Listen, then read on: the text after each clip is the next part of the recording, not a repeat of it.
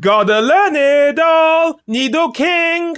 A Nidoking's thick tail packs enormously destructive power, capable of toppling a metal transmission tower. Once it goes on a rampage, there is no stopping it. Foul play or natural gift. What incredible strength! Even the Incredible Hulk would pay attention. Yet, how powerful must Nidoking be to execute this? Power can be expressed as the product of force and velocity. We need to know how much force it would take to topple a metal transmission tower. I don't know why they needed to specify the material. Are there plastic transmission towers in the Pokemon world? Anyway, let's calculate the lower limit of Nidoking's strength by supposing he can fell a transmission tower 15 meters tall.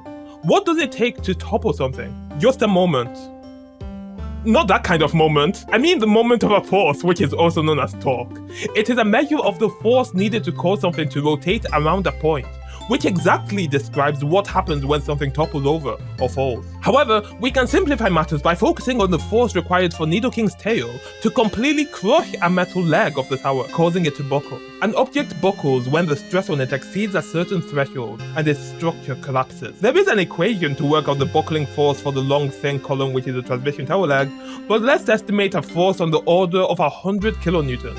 This assumes ideal conditions, but at least we can now calculate the power of Nidoking's tail. Despite his fearsome looks, Nidoking weighs as much as an average Japanese man.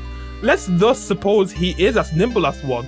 Then he could probably swing his tail at a speed of 10 meters per second, which is the speed at which a martial artist throws a punch. However, the tip of his tail could move like the tip of a whip, such that it moves up to 4 times faster than the base. Using the power equation, this means a rampaging Nidoking could be as devastating as a hurricane! The reason this is foul play is very simply because animals do not evolve the ability to match the power of natural disasters, as the metabolic cost would be unnecessarily astronomical. Even the largest animal, the blue whale, can only achieve a few hundred kilowatts when it slaps its tail. When it goes on a rampage, it's impossible to control, but in the presence of a Nidoqueen is lived with for a long time, Nidoking calms down. Nidoqueen, I urgently implore you to be careful around this bad Pokemon. Let's move on from the Nido dynasty.